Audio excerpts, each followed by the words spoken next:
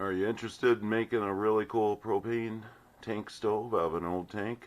You're on the right channel. Let's go through it. And depending on your needs, this flue size, your overfire exhaust for the smoke, can be pretty much any size you want. You could make this even out of black pipe. It really depends on what your application is. Bear in mind that you will lose heat through an overly large pipe or flue, and that is of course compensated with a damper like so. And whenever you open the door to put in wood, you of course want to open up the damper so you don't fill the room with smoke. It's kind of a no-brainer, but then once the fire is going, slowly close the damper to conserve heat. But with this stove, this actually has a heat exchanger in it, which is going to really conserve a lot of heat and retain it in the unit. Let's go through how I built this. And you can get old propane tanks from junkyards. Maybe you got some laying around. They changed the valve codes. A lot of people got stuck with a lot of old tanks and they're wondering what to do with them. This is a great project. No welding on any of my stoves. They're all bolt, which is a lot better because you won't crack any welds. All my stoves are 100% recycled parts, and I'll show you how I did that. The only thing new here is the flue. And let's start with the inside and bottom, and we'll work our way up. And I'll show you how all this is. First of all, you got a door latch, all handmade. It's just plate steel that's been cut and formed, and then there's an overlatch there and a door spring so that you can lock the door.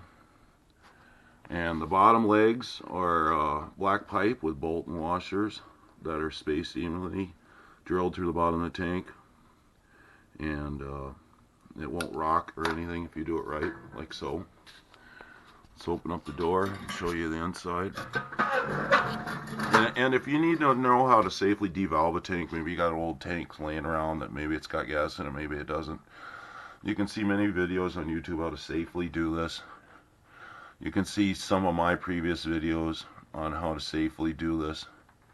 It can be difficult or it can be easy, you know. If you have any questions or hesitant at all, don't do it. Okay.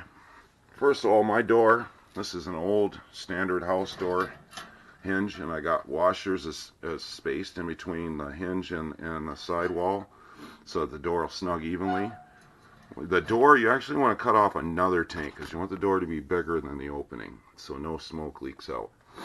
And every propane tank is put together with a big seam here on the inside, as you can see, right around the tank, and that's where they welded it and seamed it together to make two halves of one.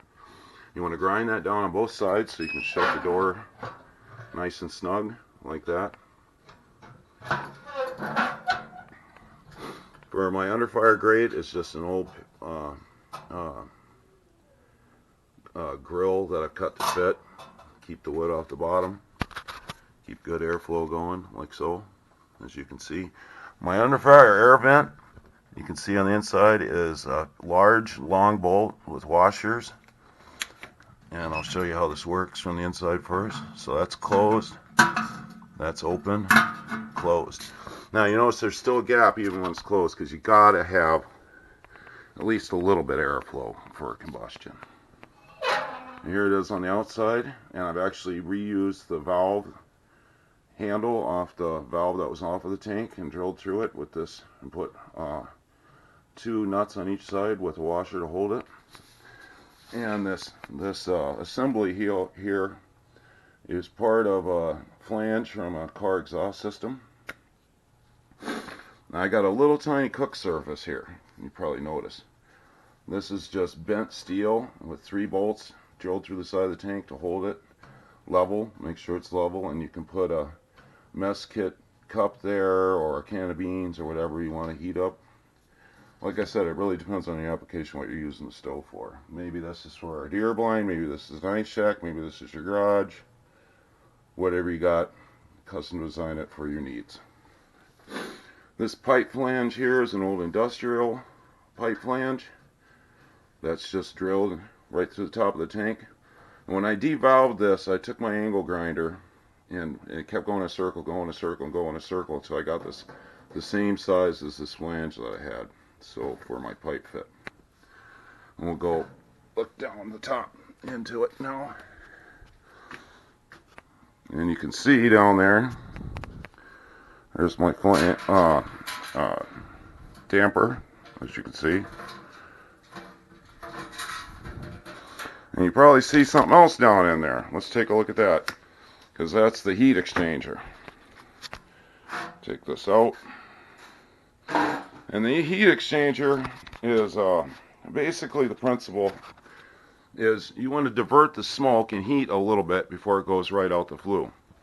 So basically you got a half surface like this that it runs underneath and then it goes up and out, retaining heat because it makes it bypass that surface. So I took another old piece of industrial part and I bolted it on the side to make a bypass for the smoke. So the smoke rises, goes past this, then goes out the flue. That's your basic heat exchanger. And it'll make this stove a lot more efficient.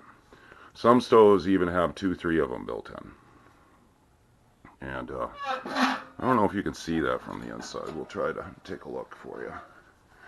It's up there.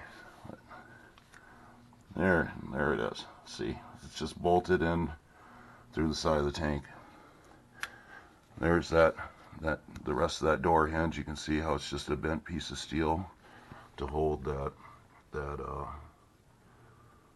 little brace that comes down and pinches the door in place. And when you make that, bend it so it holds the door perfectly closed. A little trick there for you. And all the whole stove's treated inside and out with high temp black spray paint. And then, because, you know, obviously a lot during the year you're not going to use it, and you want to keep it rust free, what have you. And that's basically it. And you can see how this wood opening is smaller than the door. See how that works? So it's nice and tight. There's the detail on the outside hinge. Very, very cool. Save a lot of money.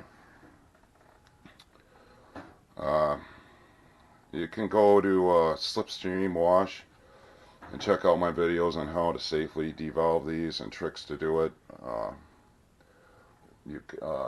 think the video title is Easy No Weld Way to Build a Propane Tank. And you'll see an easy way to do that. You won't have any problems. And there's that damper on the outside. It's not a fancy one, it's just an HVAC damper. That's all you need. And this stove really will cook some heat. I think when I tested this, it was something like 28,000 BTUs while burning jack pine. And that's a lot from this. I mean, you can see how big my hand is on this unit. That's a lot of heat. Very cool project. I built a lot of these. You can see that detail when I put on the legs. And I just left this original leg stand on there. In fact, it makes it better because the legs rest up to the side of this, and it actually gives you a guide when you drill these and put these on here to show you where to put them evenly. And I just have 3 legs, not 4. You really don't need 4. It doesn't rock or anything. And I wouldn't make these very long if I was you, because it will eventually make it tippy because you're getting higher, higher, and higher. You just need to keep it off the floor so you don't have any heat issues. And the only thing you need for this project is bolts, nuts, washers, a good